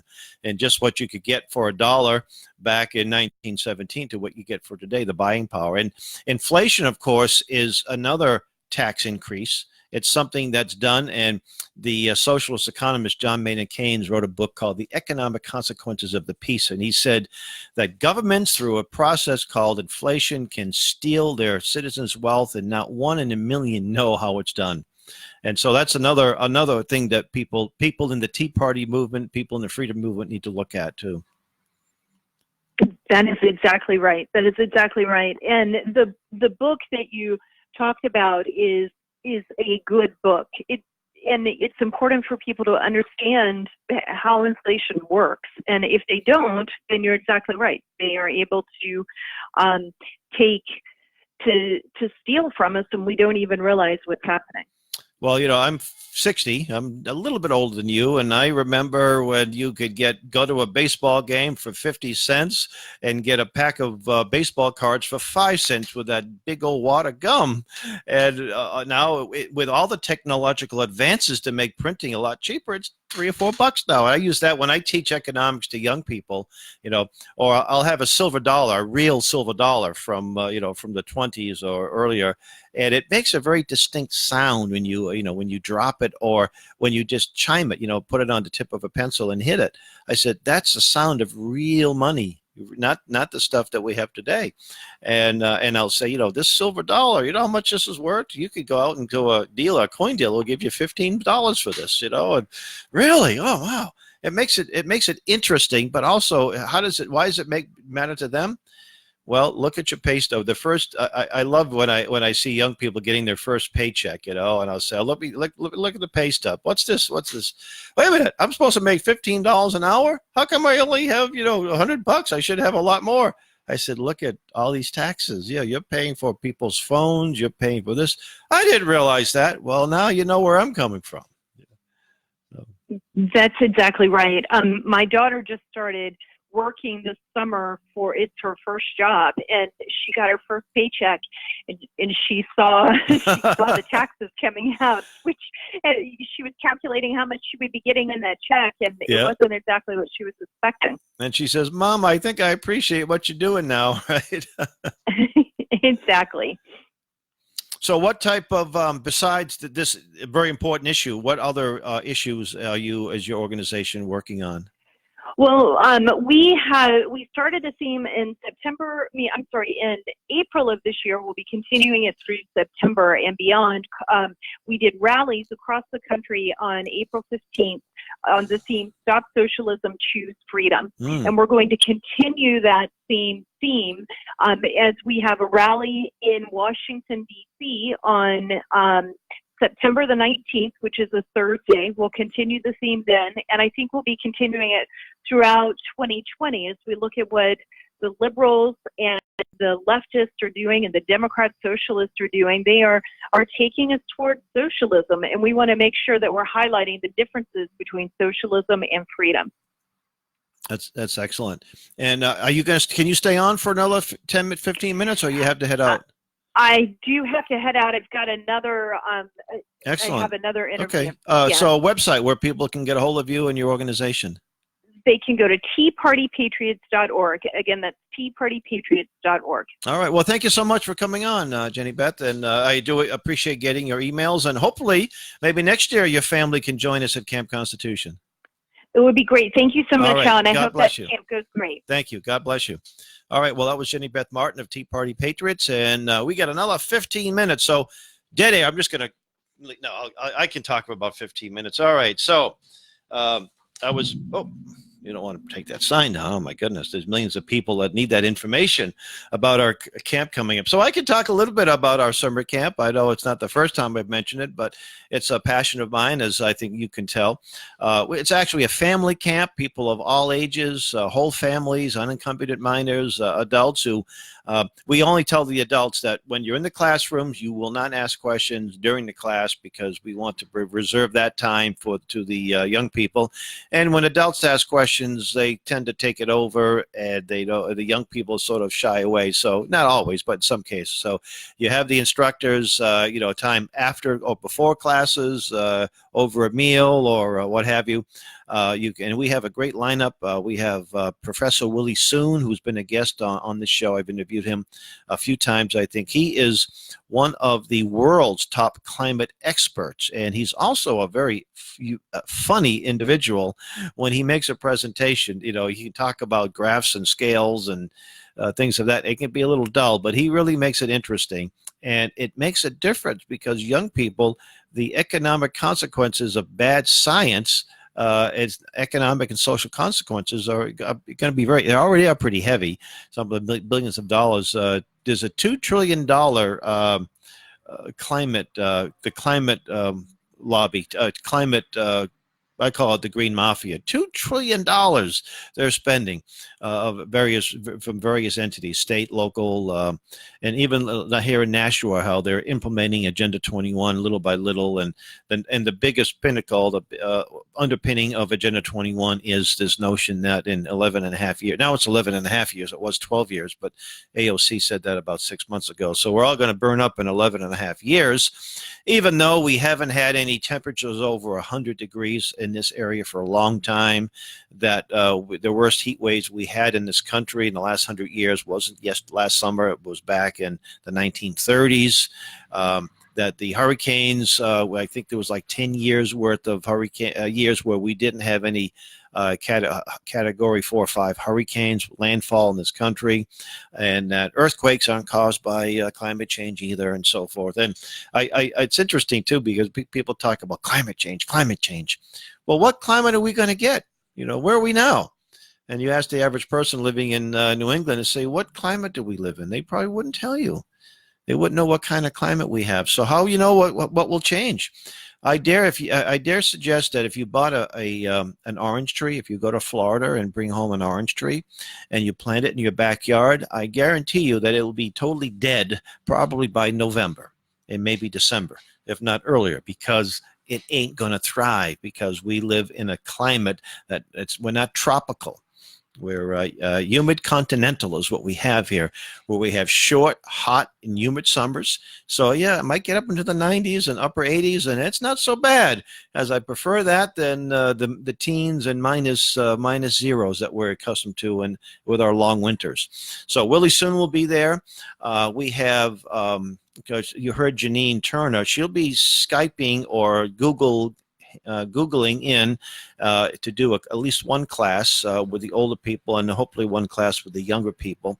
And we have Reverend Stevie Kraft, who's a very dynamic minister. He's going to be focusing on America's godly heritage and the faith of our fathers. And he has a great class called Color Communism and Common Sense. It's based on a book written by a former black communist who left the Communist Party realizing that the communists were true racists and they had nothing but ill will for the black Americans. And we have Keith Hansen, who's a radio and TV personality in New Hampshire and Vermont. His focus is the Second Amendment. You heard Josh Moore just a little while ago. He'll be an instructor. We're going to have Pastor William Levy, a man who was tortured as a teenager by the Muslims in the Sudan. He'll be speaking on American exceptionalism and why he became a U.S. citizen and the beauties and the freedoms he and his family enjoy. And we have some great field trips and recreational opportunities. We have a professional juggler coming in. We have just all kinds of great things going on. It's a very full week and it ends pretty quickly. The accommodations are very nice. The food is good. And if you're a family, mom, you bring your children there, bring your young children there. Here, I'm supposed to have muted my phone, but it's going off. Sorry about that.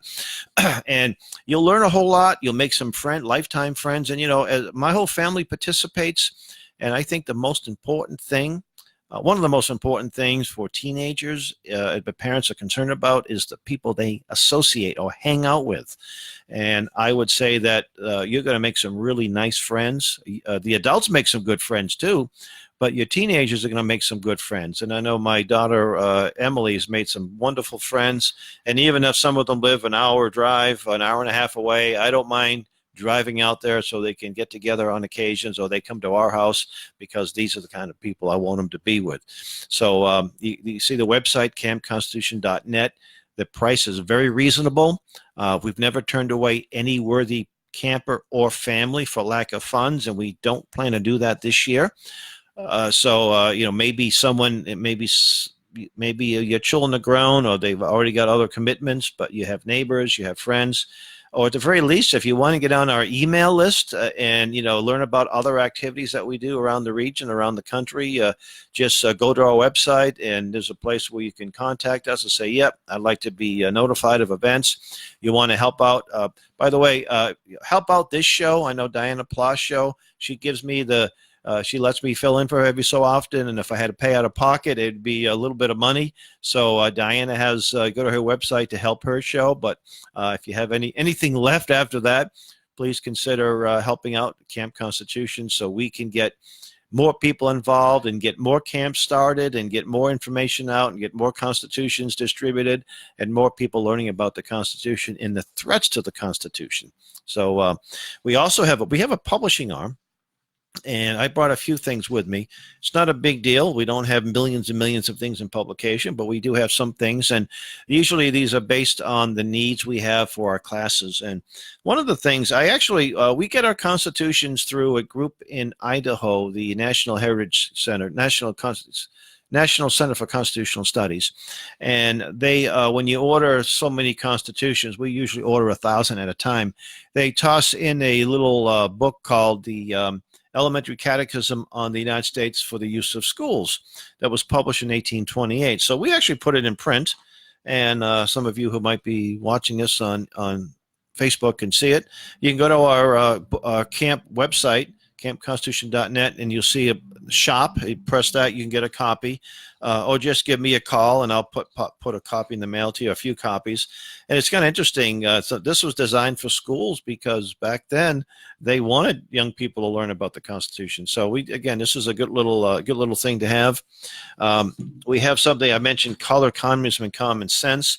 This was originally published in 1958 or 59 by a man by the name of Manning Johnson, who had left he was raised in a Christian household. He lived where there was unfortunately racist issues and segregation, and he was under the impression that the Communist Party of the United States was the salvation for the black man, so he renounced his Christian faith, got involved with the Communist Party very heavily. He actually was trained in Moscow. And at some point he realized that the communists were racist, they had no use for they were using the blacks, and that they were basically, blacks were used as cannon fodder. But he talks about what's going on in the black churches and how they promote socialism in many of the black churches. So my good friend Reverend Kraft, who happens to be a black man, happened to see a copy of this book in my library. It's more like a booklet. And Reverend Kraft said he had never read that. So I gave him a copy, and he sat and read it in almost one sitting. He couldn't put it down. And he said, Hallie, this could have been written yesterday, you know. I said, he said, we had to put this in print. So we did. And he's going to be giving, and actually, he's going to South Africa. He was there last year as a participant in an event in Cape Town put on by Dr. Peter Hammond of Frontline Ministries. And he's going to be going down there this year, and he's going to be talking about this book and not just his experiences and so forth. And he invited me to go down there to talk about the same. He just spoke to him a little while before I got here, that he's invited me to go to Cape Town to talk about the Sam Blumenfeld archive, which we make available. And Dr. Hammond is someone I had the chance to meet last October. I've known about him for years. Incredible man. A real hero, a real Christian hero, tortured for his faith, jailed, imprisoned. He was the South African Defense Force. Just an incredible story. And he's an admirer of Sam Blumenfeld. So I haven't made a decision yet. I have to put it in prayer and, see what my wife thinks, and it's where I need to be. But we have this great archive, and I've mentioned it before. Sometimes I have the sign with a picture of my late dear friend Sam Blumenfeld, who used to host a show with my other good friend Bill McNally, who's still alive and well, thank you, and probably is listening to the show. But this Sam Blumenfeld archive, I just got a wonderful testimony in an email from a lady here in New Hampshire, whose husband used to host a show in another city. And she said that her children still have learned so much from our camp, and they've gone off to college now, and they've just take so much. They've learned so much by being at a camp. And she uses the Sam Blumenfeld archive. She's back to work teaching in a parochial school, and how blessed she is by using this. So I say this is what makes what I do well worthwhile, when you get responses like that. That is really worth it. It's really worth doing. So there was something else that I mentioned earlier in the show, too, and I want to bring it back here. The Family Heritage Series. This was a series of newsletters that was designed to be read at the dinner table before, after a meal in the evening. And it had little lessons on the Constitution, on the Founding Fathers, on economics, free market economics, and famous inventors. It's interesting. There were some inventors that came from other parts of the world. They came here, and they had something different that they may not have had in their home, their nation of birth nation, was freedom. And it's not just freedom to own things, it's intellectual freedom to invent things. And if you live in where freedom is rewarded and inventions or ingenuity is rewarded, you're going to find inventions. And we've had so many things that have come out of our nation in the last 150, 200 years. And it's not because we're the smartest people in the world necessarily. It's because we're a place where freedom can prevail. There's a gentleman called the free market warrior, Lawrence Spivak, and he said North Korea has, I think, 15 million people, and they can't do much. He said, look at all this potential because of this horrible communist state living in. Think of the great minds that are there that are suppressed. They're not inventing things. They're not able to do anything but barely survive. What a horrible injustice. Just that alone, the intellectual theft and the intellectual depravity of the communist government is making it so difficult. And we see the same thing happening in this country with these miserable school systems that we have. Where are these great innovators are going to come from? They're not going to come from the government schools. That's going to be few and far between. Well, it looks like I see Joe is back at the station there. That means we've just got a few minutes left, about a minute and a half. So again, I want to encourage you. I also want to, I mentioned our Camp Constitution Library Reading Hour, and this is something that everybody can do. If you're literate, if you can walk down or drive down to your local library and ask the librarian, say, look, I want to volunteer my services. And this is what I want to do. I want to read things about our great history, about what made this country the greatest nation in the history of mankind. May not be the case anymore, but we want to influence these young people, and to take these libraries back, folks, because there's a vacuum there, and we know in a vacuum, nature abhors a vacuum, but the devil loves one, as my friend Reverend Kraft will say. Well, we're signing off. I want to thank you for listening to the Dianna Ploss Show, and thank you, Dianna, for letting me host the show today on WSMN 1590 Nashua's Talk.